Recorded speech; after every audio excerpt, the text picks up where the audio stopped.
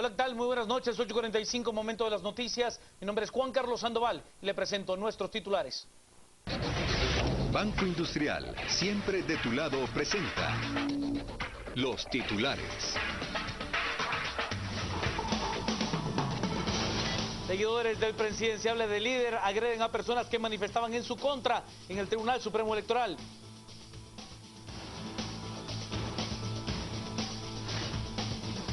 Colegio de Abogados y Notarios de Guatemala le pide al presidente Otto Pérez Molina que renuncie.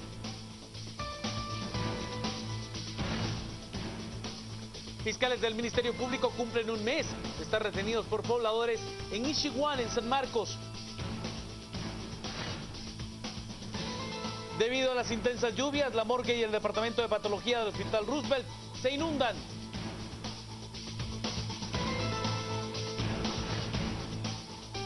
Y en Cuba, gobierno colombiano y la guerrilla de las FARC reanudan las conversaciones de paz. Banco Industrial, siempre de tu lado, presentó los titulares. Comencemos con las noticias. Altercado entre seguidores y opositores de Manuel Valdizón frente al Tribunal Supremo Electoral. Las hordas del presidenciable de líder agredieron a ciudadanos que con carteles manifestaban en su contra. Todo aconteció cuando los seguidores del líder llegaron hasta el Tribunal Supremo Electoral para estar presentes cuando los candidatos a presidente y vicepresidente recibieran su credencial electoral. Pero unos ciudadanos levantaron pancartas contra los presidenciales y fue entonces que la agresión inició. Algunos fanáticos, como esta señora con violencia, quita la consigna a un manifestante.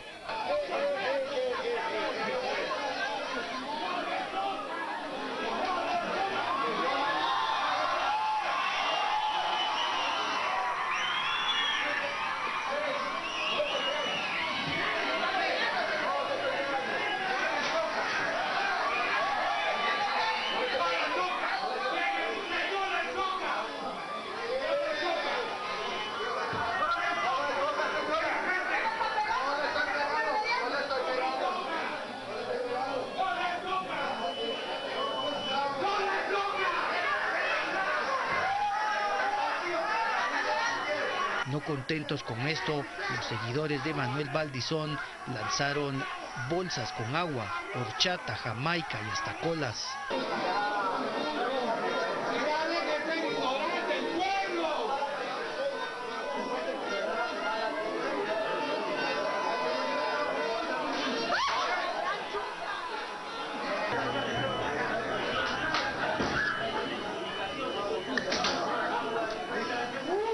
Desde las afueras del TSE se observa cómo los seguidores de Manuel Valdizón quieren entrar por la fuerza al edificio.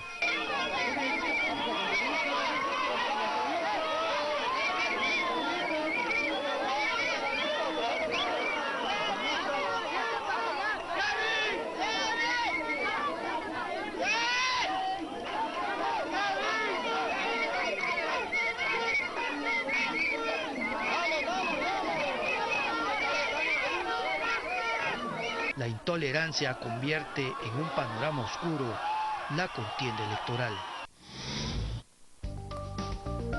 Las noticias nacionales son presentadas por Azúcar de Guatemala.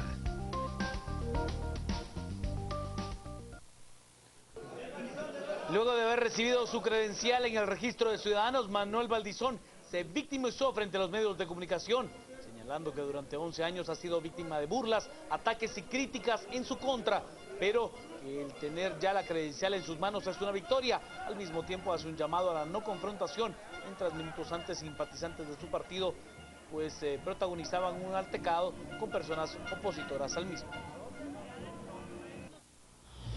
Bueno, mire, eso es parte de lo normal, es parte de la música de la democracia.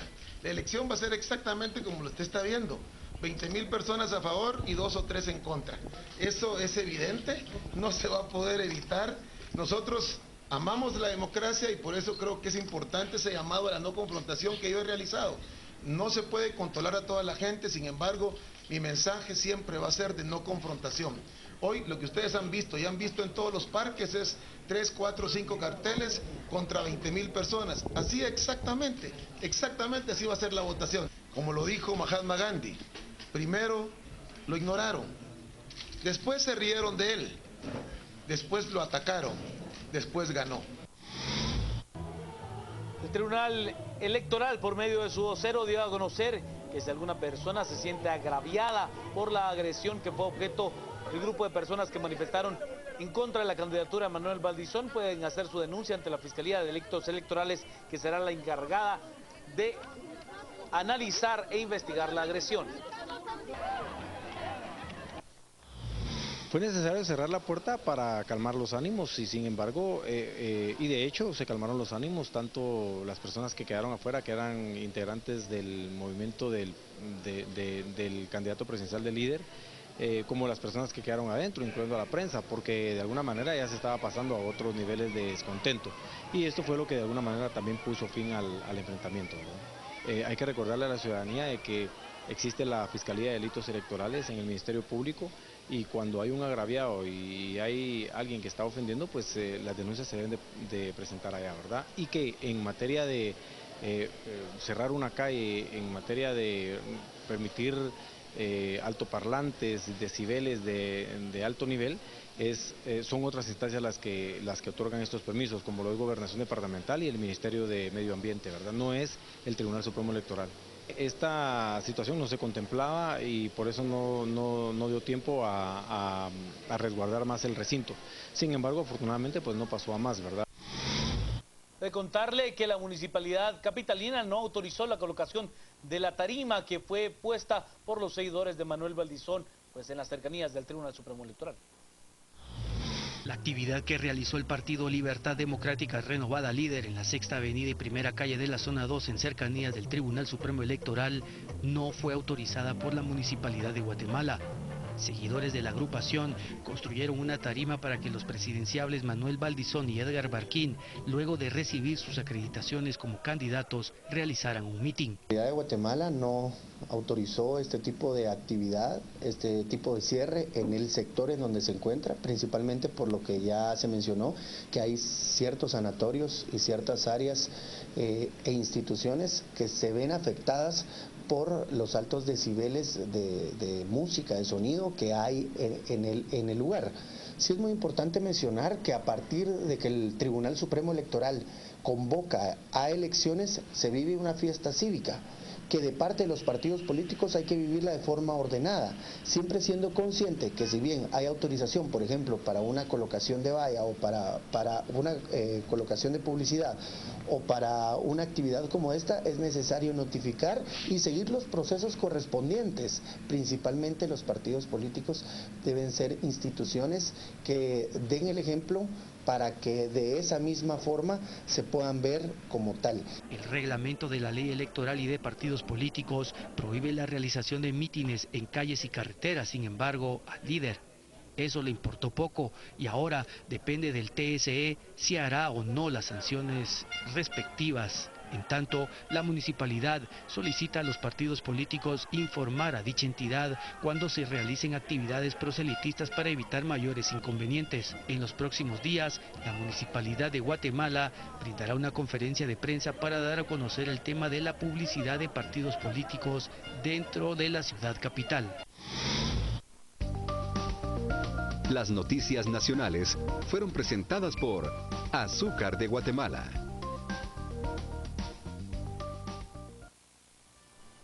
Pausa, al regresar más noticias, quédese con nosotros, estamos a las 8:45.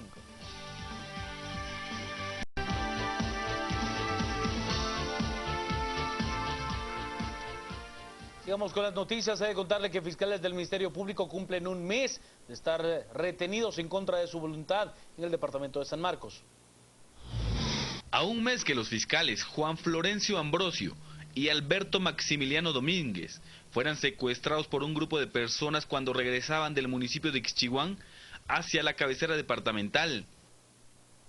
La Asociación de Abogados del Departamento se pronuncia y pide la intervención de la Corte Suprema de Justicia y de la fiscal Telma Aldana para que sean devueltos sanos y salvos. como presidente de los abogados del departamento de San Marcos, pido, exijo que hagan su trabajo como debe ser. Es difícil la situación que están pasando los dos compañeros que están secuestrados. Tenemos entendido de que se está haciendo una negociación lo más efectiva posible, pero nosotros como gremios tenemos la presión tanto de la sociedad civil como de los profesionales del derecho de que qué se está haciendo. Y de esa cuenta pedimos a las autoridades del organismo judicial y del Ministerio Público que actúen de inmediato. ¿Cuál vaya a ser el remedio a esto? No lo sabemos ni queremos interferir porque así se nos ha pedido. Pero en verdad que de nuestra pretensión como gremio es de que esto se solucione lo más pronto posible. Además, en la Catedral de San Marcos se realizó una misa para pedir por la vida de los fiscales, donde participaron familiares y compañeros de trabajo de las fiscalías de Ixchiquán y de San Marcos. Los secuestradores piden a cambio de los fiscales la liberación de Domingo Juárez López, que cumple una condena de 10 años en la cárcel de Cantel Quetzaltenango por el delito de homicidio. Para Canal Antigua en San Marcos, Jenner Barrios.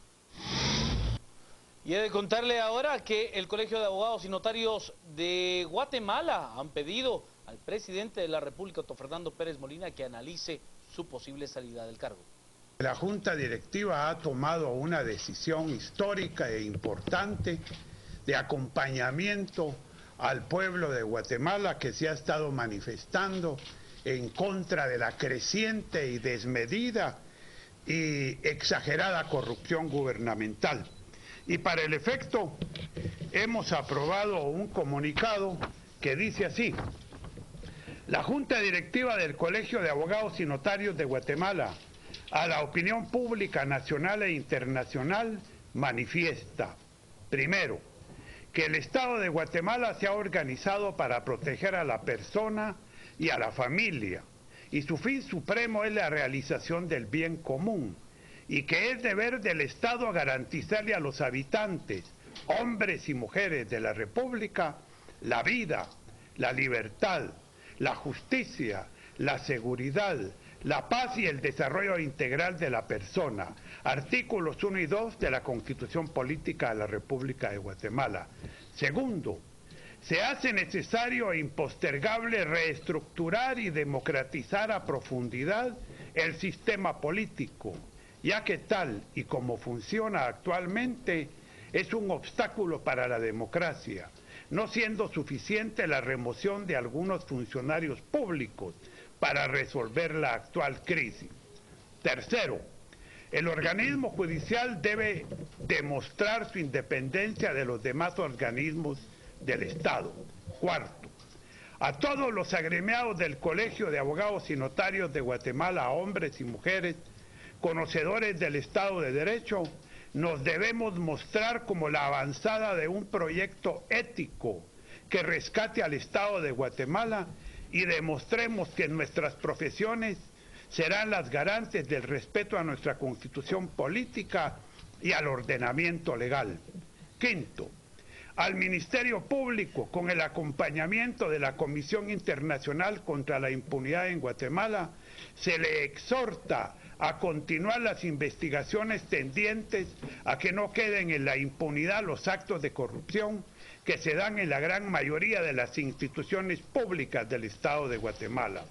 El presidente de la República, responsable del nombramiento de altos funcionarios que han sido señalados de actos de corrupción, que han generado una crisis de gobernabilidad y pérdida de credibilidad, ha conllevado la pérdida de la legitimidad de su mandato. En atención a las masivas manifestaciones, se solicita al señor presidente constitucional escuchar y obedecer el clamor del pueblo y renunciar al cargo.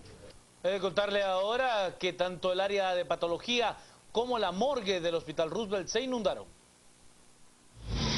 Debido a las últimas lluvias, los drenajes del Hospital Roosevelt colapsaron, por lo que el agua entró a las instalaciones del nosocomio inundando parte de la morgue y el departamento de patología, lo que resulta un foco de contaminación, según afirman los trabajadores. Deben darse cuenta de la situación que vivimos allá. Nosotros ahí somos seres humanos, también tenemos derecho a la vida, ¿verdad? Estas inundaciones las padecemos año con año. Aquí le digo al compañero, hay que traer su canoa, pues la única manera de trabajar. Vea, acá no hemos entrado en invierno y aquí ya hemos sufrido 3 inundaciones en estos últimos 15 días. Sí subió, me atrevo a decir, hasta 1,5 pies subió de altura, pues la inundación.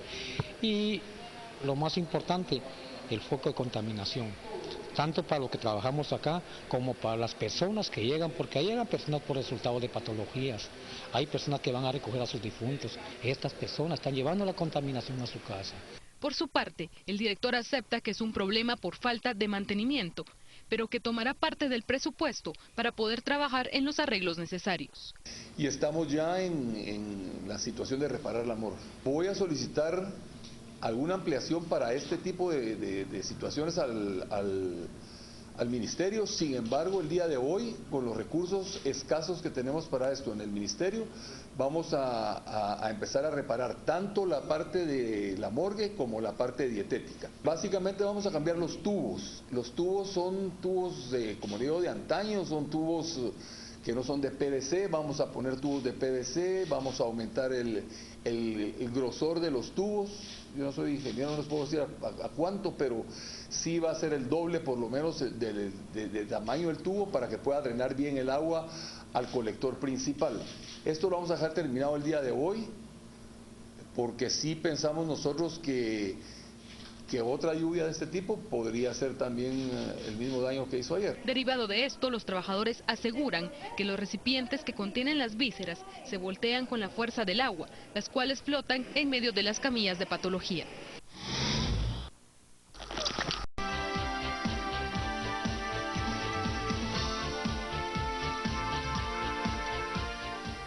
Buenas noches, bienvenidos a las 8:45. Hoy es el día lunes 25 de mayo, es un gusto estar con ustedes y conversar sobre los hechos más relevantes ocurridos a lo largo del día. Como es lunes, Paolo Hurtado y Juan Luis Pont le damos la bienvenida para discutir de esos temas. Vamos a arrancar presentándoles a Augusto Rodas, quien es vicepresidente del Colegio de Abogados de Guatemala, y a Roberto Villeda, quien es expresidente del Centro para la Defensa de la Constitución. Esas dos instituciones, el Colegio de Abogados y el CEDECON, emitieron hoy comunicados en los cuales, en concreto, llaman al presidente a presentar de manera voluntaria su renuncia ante lo que consideran, palabras más, palabras menos, un clamor popular. Hemos invitado a los dos integrantes de esas instituciones para que conversen con nosotros respecto de qué ha llevado al Colegio de Abogados y al CEDECON a plantear este posicionamiento. Buenas noches, bienvenidos. Señor Rodas, comencemos con la explicación de parte del Colegio de Abogados. Concretamente, ¿cuál es el argumento que ustedes esgrimen para pedir que el presidente deje su puesto? Gracias, Paola. Buenas noches, Juan Luis. Pues concretamente, pues somos parte de la sociedad, no podemos como colegio permanecer aislados o con un silencio cómplice ante una situación que está siendo crisis, porque el presidente simplemente ha demostrado que con el nombramiento de funcionarios que lo han rodeado tanto a él como a la expresidenta, los secretarios privados de ambos y nombrado presidente del ICS, que ahí nos duele mucho que 15 vidas humanas se hayan perdido por la corrupción. Él no ha cumplido con su labor que manda la Constitución de velar por el bien común, por el derecho a la vida, no ha manejado la hacienda pública conforme a derecho. Entonces es por esa situación, porque su permanencia en el poder es un factor de desestabilización si él sigue encaprichado por estar en el cargo. Déjeme preguntar ahí, ¿fue el caso del ICS el que logró ese consenso en el Colegio de Abogados? ¿Fueron las protestas o qué fue lo que consiguió que ustedes unificaran esta opinión? El caso del ICS fue la gota que puso un hasta aquí en este cúmulo de corrupción, porque ha sido no solamente en el último mes, 4 años acumulados. Veíamos los reportajes de la prensa independiente en cuanto a cómo el enriquecimiento ilícito tanto del presidente como de la ex vicepresidenta pues chocaba contra la miseria en que la mayoría de guatemaltecos se debatía. Entonces lo del ICS, como le digo, son 15 personas las que murieron por este escándalo de funcionarios públicos que, aprovechando el poder público, pretendieron enriquecerse. Roberto Villeda, y el CEDECON, ¿por qué le pide al presidente de la República que escuche lo que la población está diciendo, o un sector de la población, respecto a la necesidad de su salida del poder? Que existe un clamor popular generalizado en favor de la regeneración de las instituciones del Estado, porque el presidente ya dejó de representar la unidad de la nación y se le solicita su renuncia. La opinión pública nacional e internacional duda de su honorabilidad y de su capacidad para seguir dirigiendo al país. Las decisiones presidenciales hoy en día ya no se encaminan a la búsqueda del bien común que establece el artículo 1 de la Constitución, sino que son decisiones destinadas a defenderse él del acoso popular por la corrupción que se señala de su gobierno. Pero paralelo a este pronunciamiento, tanto de SEDECON como del colegio, hay una manifestación por parte de las cámaras empresariales agremiadas de, si no respaldo al presidente, por lo menos una anuencia de que él permanezca en el cargo. También se habla del respaldo que ha dado el gobierno de Estados Unidos para preservar la estabilidad o la institucionalidad en este momento. ¿Ustedes se sienten, cómo se visualizan ustedes, como la postura desde el otro lado, apegada a la población, o un tercer posicionamiento ante estas dos En el caso del Colegio de Abogados y Notarios, como junta directiva, hemos manifestado que nos unimos al clamor. Es más, pedimos al presidente que lo escuche y que obedezca la voz del pueblo. Y en ese sentido ya ha perdido legitimidad y no es un asunto de izquierda ni de derecha, es una batalla frontal contra la corrupción por el rescate ético del Estado, que lo ha perdido casi todo. Señores, ¿qué ocurriría después de la salida del presidente? La Constitución tiene previsto, por supuesto, que el vicepresidente de la República le sustituiría. Ya tenemos un vicepresidente. Tendría que volverse a hacer una designación de nuevo vicepresidente por parte del Congreso de la República. ¿Es así, Roberto? Es correcto. Y sobre todo eso, tiene que haber una renovación total del gobierno. Es un proceso complicado. Pero puede darse una renovación, siendo realistas, una renovación completa de gobierno en 6-7 meses que restan de mandato. Bueno, yo pienso que el vicepresidente Maldonado, si llegara a asumir la presidencia, tiene que hacerse de un equipo de trabajo de su confianza, que le sea leal y respete el liderazgo que él como jefe de gobierno tiene que tener. ¿Usted qué piensa, Augusto? Totalmente de acuerdo, es que no simplemente es necesario los parches que están haciendo.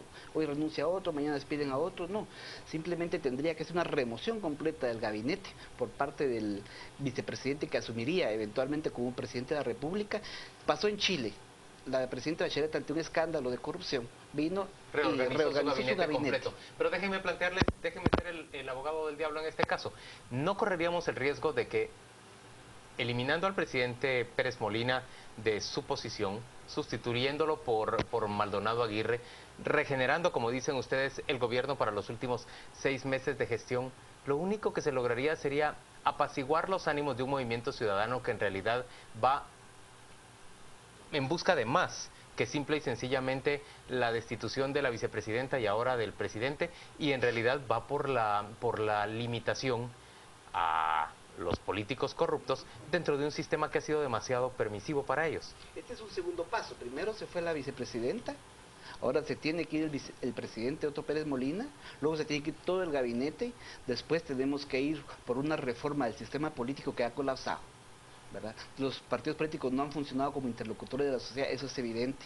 Hay que democratizarlos, hay que ver el financiamiento. Pero vamos a elegir a uno de ellos en las elecciones del 6 de septiembre. Y son reformas que no aplican para el siguiente proceso Claro, electoral. pero hay un antes y un después del 16 de abril, Paola. Es decir, los políticos que tomen posesión el 14 y 15 de enero, dependiendo de los casos, ya sea municipal o estatal, tienen que tener claro que no van a hacer lo que quieran. ¿Honradamente usted cree eso? Yo sí creo. ¿Usted cree, digamos, que si, voy a poner el caso de que Manuel Valdizón llegue al poder, ¿usted cree que él sienta que va a estar más constreñido o limitado de lo que estuvo Otto Pérez Molina al llegar al poder? Ya le está tocando, utilizando hasta las propias palabras de la campaña, es decir, ya la población en plena campaña nunca había pasado este fenómeno, está poniendo su punto de vista en torno a este candidato, pero no solo Manuel Valdizón, sino toda la clase política tiene que poner sus barbas en remojo y reflexionar que la población ya despertó del letargo en que hemos estado históricamente. ¿Usted lo ve así? ¿Cree que hay un antes y un después que llegue hasta el siguiente periodo de gobierno? Es una crisis que va a trascender de estas elecciones y al nuevo gobierno. ¿De manera simbólica o de manera real? De manera real. La crisis se va a dar porque estamos ya envueltos en un proceso electoral que no se puede detener. No se puede detener porque dice usted que la Constitución no prevé una postergación de las elecciones. No prevé ni de los periodos, porque una cosa son las elecciones, pero el 14 de noviembre, el 14 de enero... Tenemos que sustituir al gobierno. Al gobierno, a los diputados, a los alcaldes, a los síndicos, a los concejales. Esto, pensar en prorrogar o reprogramar las elecciones es pensar en reprogramar el ciclo electoral en su conjunto, no solo limitado, sino que los periodos. Eso es muy trascendental. Suponiendo que se prorroguen o se reprogramen las elecciones para el 6 de noviembre, ¿qué se gana con eso? Se van a aprobar unas reformas electorales que no van a ser aplicables para este periodo, porque el proceso electoral difícilmente, salvo que la Corte de Constitucionalidad en su infinita creatividad se saque de la manga alguna resolución y santifique la reprogramación de las elecciones y la reprogramación del cambio de funcionarios. Pero entonces, digamos, las elecciones, según ustedes dos, son ineludibles.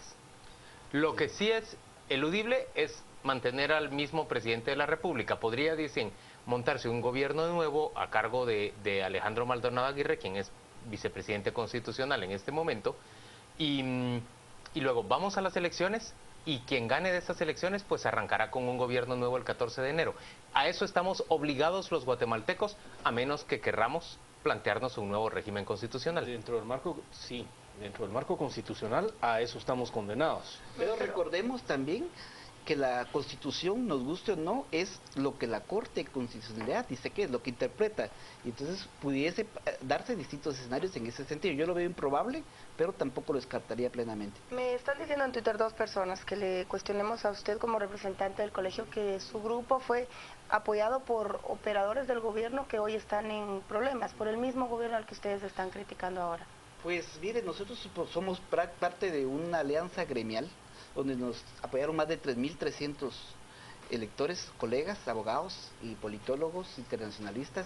No sabemos por quién votó cada uno, el voto es secreto, y si tuviéramos compromiso no estaría yo aquí al frente, igual que el presidente Marcos Sagastume, y firmando este comunicado que hoy hicimos público por el pleno de la Junta Directiva. En representación de la Junta Directiva es que estamos haciendo este pronunciamiento. ¿Y sienten corresponsabilidad ustedes como dirigentes del Colegio de Abogados por la integración de un organismo judicial, de unas altas cortes, que es muy cuestionada en este momento? Ninguna, porque nosotros tomamos posesión, Juan Luis, el 20 de marzo de este año y no hemos participado en ninguna comisión de postulación. ¿Y sus corrientes profesionales no participaron tampoco? Desde nuestro punto de vista, ignoramos qué corrientes se dieron. Nosotros tomamos posesión el 20 de marzo y a partir de esto estamos tratando de dignificar y romper el silencio que el Colegio de Abogados y Notarios había tenido en los últimos años, porque lo más fácil, Juan Luis y Paola, es mantenerse en silencio. Roberto, la crítica para usted, o más bien para el CEDECON, para el Centro de la Defensa de la Constitución, veo que proviene del sector privado organizado. En términos generales, cuadros del sector privado en redes sociales esta noche están llamando irresponsable o poco legítima el pronunciamiento del día de hoy de parte del CEDECON. Hablan de que este es un CEDECON distinto, no aquel que defendía altos valores, sino que ahora está haciendo política al sumarse, por ejemplo, a esa petición de los manifestantes que reclaman la renuncia del presidente Pérez Molina. ¿Cómo responde usted a eso? Mire, CEDECON tiene plena confianza en las instituciones del Estado como para salir adelante de la crisis. Creo que coincidimos con estos sectores empresariales en la pretensión de una Guatemala mejor, pero sí vemos saludable para el sistema constitucional y para el sistema institucional de gobierno que haya un relevo en la presidencia. Es una cuestión saludable porque, como le decía al principio, ya el presidente Pérez Molina perdió totalmente el apoyo popular, el respaldo de la ciudadanía, y existe grave desconfianza en cuanto a su honorabilidad y su capacidad de llevar al gobierno a un buen fin el 14 de enero de este año, y como le digo, ya estamos en un proceso electoral. ¿Y su previsión personal es que el presidente va a dimitir? No sabría decirle, porque hay una coincidencia, digamos, en el caso de la señora Valdetti, una coincidencia de factores, el clamor popular, el antejuicio y la presión internacional. La manita de la Embajada de Estados Unidos. ¿Verdad? Esos tres factores también se están conjugando para en algunos días ese antejuicio llegue a la Corte Suprema de Justicia, que tendrá que tomar la decisión de trasladarlo al Congreso, donde ya en el Congreso es una cuestión política de poder versus dinero. Entonces ahí la permanencia del presidente ya va a estar en mucho riesgo, porque él entre los diputados nunca ha tenido un respaldo real, tanto así que en ninguno de sus años de gobierno se atrevió a ir al Congreso a rendir el informe que le manda la Constitución. Pero en la vía jurídica, ¿el presidente tiene una responsabilidad en estos hechos de corrupción por la jerarquía del Ejecutivo, o lo ve usted como una corresponsabilidad? ¿Qué política cree usted que es la vía legal para el caso que involucraría al presidente? Bueno, ahí, como le digo, ya hay una denuncia presentada por el diputado Amílcar Pop, que tendrá que recibir el trámite que establece la ley. Esa el juez instructor o el que recibió se la tiene que trasladar a la Corte Suprema, y la Corte Suprema la tiene que trasladar al Congreso. Y en el Congreso, ahí a ver qué pasa, se tiene que nombrar una pesquisidora, y la decisión ahí es netamente política. ¿Y qué diputado se va a querer echar la cruz de lavarle la cara al presidente en ese momento, cuando él sabe que en 3 meses va a estar en una papeleta frente a la ciudadanía? Eso para el presidente es muy delicado. Tanto así que la misma señora Valdetti no quiso ir al Congreso. Augusto, ¿qué piensa ni usted? Richard Nixon en su momento. ¿Piensa que en renuncia el 74, o no renuncia el presidente de la República? Yo pienso que tendría que renunciar por la gobernabilidad del país. Su permanencia, insisto, es un factor de inestabilidad, porque el malestar va a seguir creciendo en la medida en que el caso legal, el proceso legal vaya avanzando en la investigación. La responsabilidad política está clara, él ha nombrado a estos funcionarios corruptos. La responsabilidad legal está por definirse en estos procesos que está.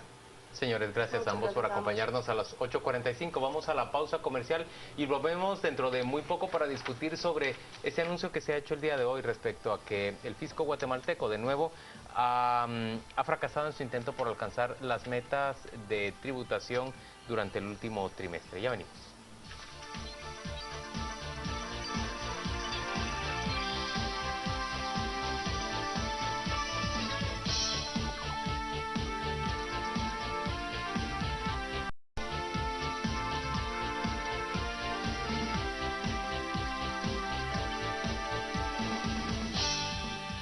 El tema ahora es recaudación tributaria y ese déficit o esa brecha que se agiganta entre las expectativas de lo que habría de recaudarse, la meta que se esperaba recaudar hacia el mes de abril y lo que en realidad se ha recaudado. Todos sabemos que a partir del día 16 de abril los guatemaltecos tenemos plena claridad de esa red político-mafiosa integrada o encabezada presuntamente por el ex secretario privado de la vicepresidenta de la República, que defraudaba en aduanas y contribuía en buena medida a que no se lograra alcanzar esa meta de recaudación. Nos acompañan hoy 2 expertos para tratar este tema. Uno de ellos es Enio Morales, él es vicepresidente del Instituto Guatemalteco de Contadores Públicos y Auditores. Él integró también la comisión de postulación que propuso el listado de cambio del directorio de la SAT. Y está con nosotros también Abelardo Medina, quien es investigador senior del ICEFI, el Instituto Centroamericano de Estudios Fiscales. Gracias a los dos, bienvenidos a las 8:45. Muchas gracias. El ministro de Finanzas, Dorval Carías, decía que la brecha fiscal en este momento es de 1.2 millardos. La pregunta que salta es si tiene que ver ese déficit con la red defraudadora de aduanas que se dio a conocer el 16 de abril. Si es posible ya saber qué impacto tuvo la revelación de esta estructura en la recaudación fiscal. Yo creo que la respuesta hay que partirla en dos, ¿no? En primer lugar, todos hemos escuchado lo que dijo Sisiki en el Ministerio Público sobre el procedimiento que utilizaba esta red para defraudar al Estado. Eso quiere decir que en la línea base, en la recaudación que tenemos, obviamente hay efecto de esa metodología, de ese procedimiento que seguía la línea. Sin embargo, la recaudación que tenemos acumulada hasta la fecha es al 30 de abril y eso no incluye algún potencial cambio de trayectoria vinculado al hecho de que haya sido desintegrada la línea. Aunque ya incluye 15 días después del cambio. Claro, lo que pasa es que recordemos que la recaudación se percibe en forma vencida. Eso quiere decir que los datos al 30 de abril, que son los que ya tenemos vigentes, incluyen la recaudación del impuesto al valor agregado al mes de marzo, que era lo que se vendió todo el mes de marzo, y la declaración del primer trimestre del impuesto sobre la renta, que ya estaba ejecutada. En todo caso, si pudiese haber algún pequeño cambio, es en los últimos 15 días de la recaudación en aduanas. Sin embargo, hasta la fecha no se nota ningún cambio trascendental en trayectoria. Nosotros creemos que eso va a poder ser perceptible en el mes de mayo o en el mes de junio, cuando ya tengamos una evidencia un poco más prolongada. Abelardo, ¿cuáles son los datos que tenemos en este momento hasta el mes de abril de recaudación? Mira, de acuerdo a los datos que tenemos, el gobierno tenía una meta establecida por presupuesto de 18.700 millones de quetzales y solo se han recaudado 17.440. Eso nos da una brecha acumulada de 1.300 millones. 1.248 millones de quetzales. Lo que sí es muy importante destacar es que los dos primeros meses, enero y febrero, solo habían acumulado una brecha de 15 y 96 millones.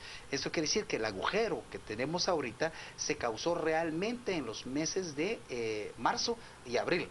Y eso probablemente es lo más delicado, porque implica un agravamiento de la situación, incluso con el superintendente que hoy ya no se está en funciones. Lo que quiere decir que si se mantienen las mismas funciones que estamos observando, o que observamos hasta el 30 de abril, pues la trayectoria tiende a aumentar el agujero. Enio, ¿cómo puede explicarse que marzo y abril hayan rendido menos ingresos de los que pudieron rendir enero y febrero? ¿Estacionalmente se puede explicar?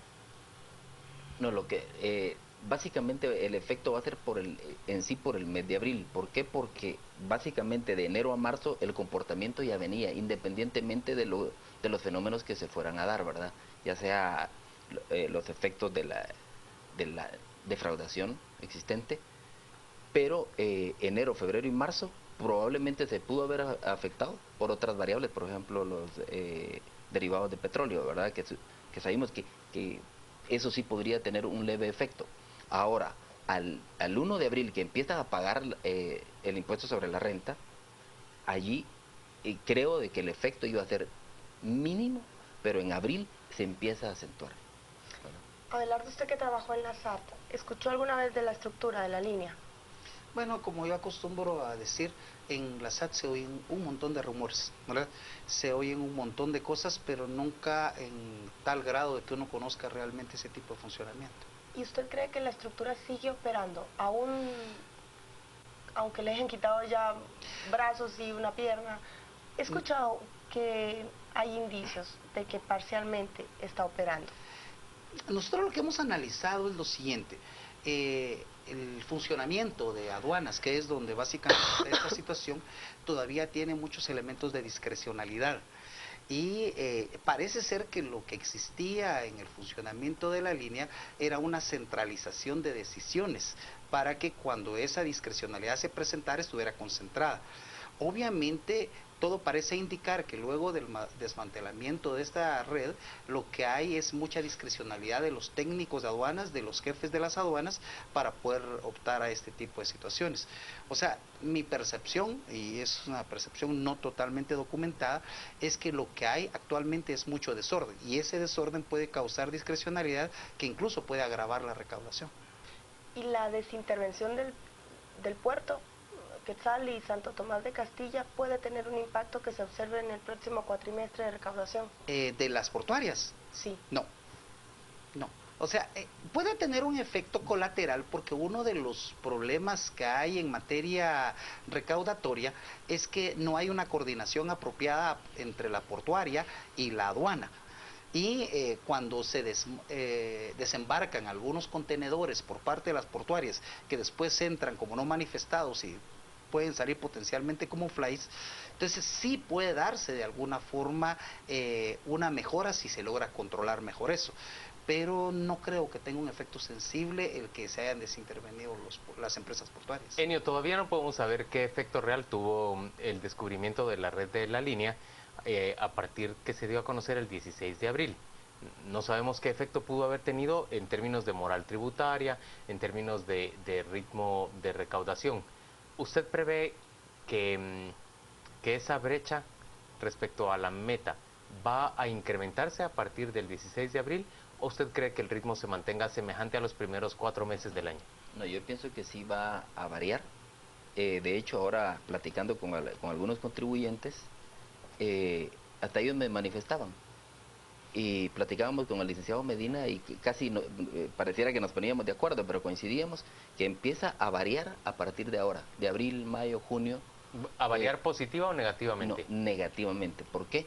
¿Cae la moral tributaria? Cae la moral tributaria, pero más que la moral tributaria, yo estoy viendo que la falta de certeza jurídica que está percibiendo el inversionista. Entonces ha mermado sus inversiones. Entonces ya no hay, por eso yo platicaba con Lic Medina y decía, mire, ¿cómo está viendo el consumo? ¿Verdad? Porque se está viendo menos flujo de capitales. ¿Usted ve menos flujo de capitales, menos inversión? Menos inversión. Sí. Y entonces prevé una reducción de consumo. Claro. ¿Abelardo lo ve del mismo modo?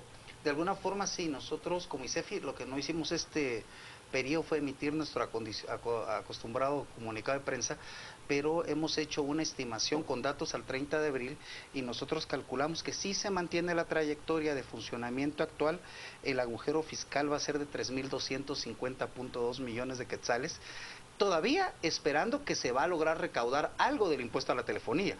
Eso quiere decir que si no se recauda nada del impuesto a telefonía, el agujero va a estar cercano a 4.100 millones de quetzales. Por supuesto, confluyen una serie de factores, dentro de los que podemos manifestar la disminución de la moral tributaria. Pero también hay que recordarse que dentro de las metas de recaudación hay 1.850 millones de quetzales que se consideraron que la SAT iba a recaudar por medidas administrativas. Y esas no se están dando. O sea, de entrada tenemos un agujero de 1.800, más 1.300 de la telefonía son 3.000 millones de entrada.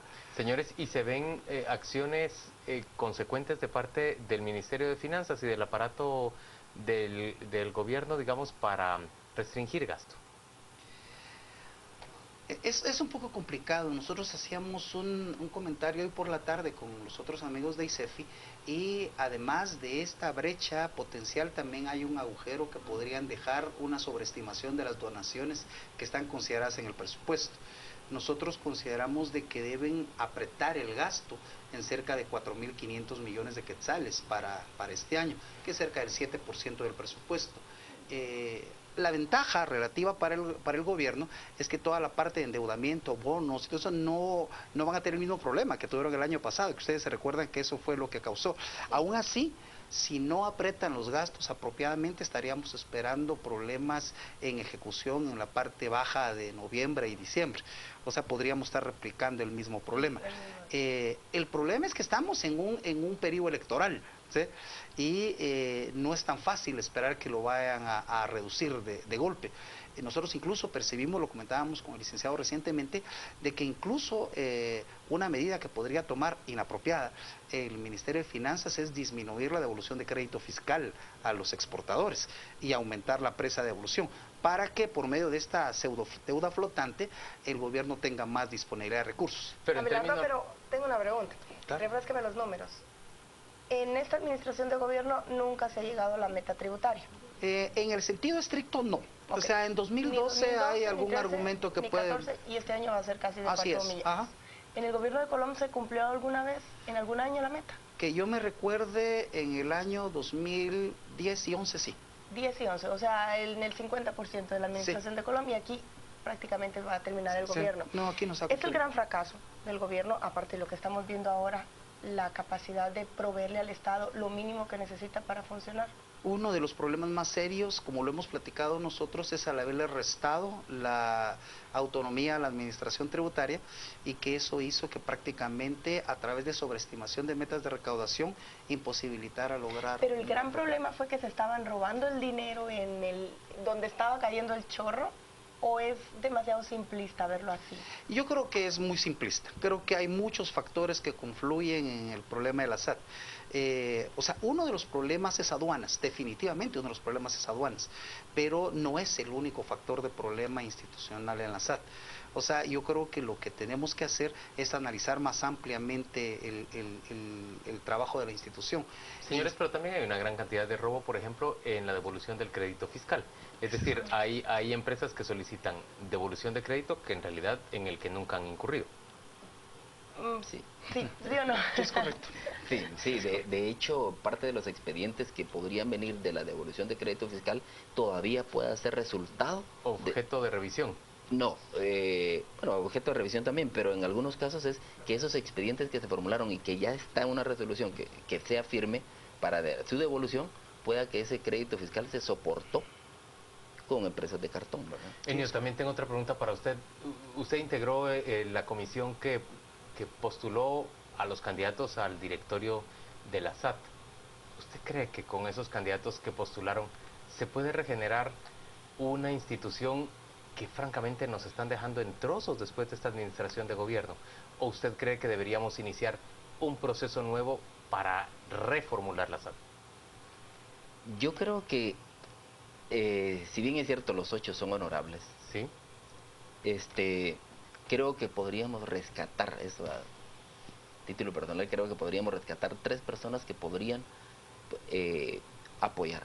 Pero que tendrían el empuje, el ahínco, la iniciativa, el dinamismo y la creatividad para construir una nueva SAT, porque la que tenemos definitivamente hay que casi empezar de cero.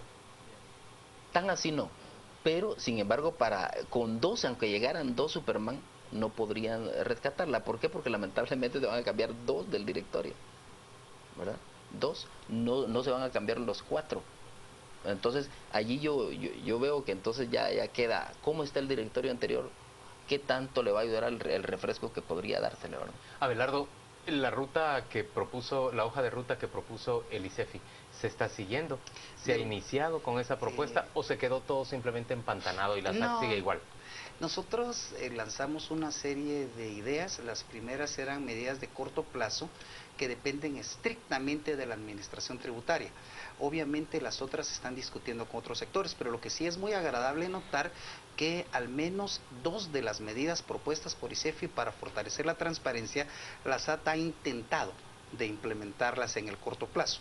Una de ellas fue el darle al importador la posibilidad de conocer en dónde estaba su contenedor, en qué segmento del proceso estaba, aunque nosotros lo que pedimos es que se publicara también desde la entrada cómo iba a estar el semáforo, si iba a estar en rojo o en verde, pero ya es un avance. O sea, ya cambió de color el semáforo. Lo que pasa es que por lo menos ya el importador sabe cómo está. Antes no sabía. El otro elemento es que la administración tributaria no estaba publicando datos estadísticos, no estaba publicando muchos de los estudios. Actualmente empezaron a publicar nuevamente. Entonces, digamos, tenemos 2 logros, pero no tenemos reformulación de la SAT. No, todavía no. Es un proceso más largo. Señores, gracias a ambos por acompañarnos a las 8:45. Vamos con nuestro compañero Juan Carlos Sandoval, quien nos dice qué se está diciendo en las redes sociales respecto de esta conversación. Gracias, Juan Luis, buenas noches. Vámonos a las redes. Tenemos mensajes en Twitter que nos dicen: Gerson Obando, no llegar a la meta tributaria es excusa para que el siguiente gobierno proponga más endeudamiento. Vilma, si al gobierno no le alcanza el dinero, le sugiero que haga lo que hacen todos, reduzca sus gastos. David Farfán, que acusen y encuentren el dinero, son 14 billones, es lo que nos dice David. Los jugadores cambiaron, el juego sigue siendo el mismo, no somos tontos.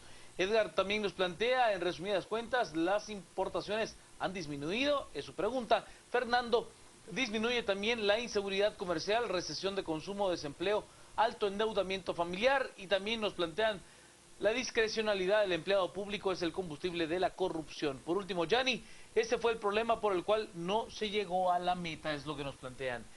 A través de las redes sociales. Nosotros desde ya abrimos nuestro hashtag violencia electoral. Será nuestro hashtag de la noche. Hablaremos acerca de este enfrentamiento que se tuvo frente a las instalaciones del Tribunal Supremo Electoral entre partidarios de Manuel Valdizón y opositores a la candidatura de Manuel Valdizón como candidato a la presidencia de Libertad Democrática Renovada. Líder, violencia electoral será nuestro tema esta noche a analizar junto con Estuardo Zepeta y Ana Lucía Mazariegos. Continúe con nosotros en Noticieros de Canal Antigua. Los deportes son presentados por Burger King. Vive la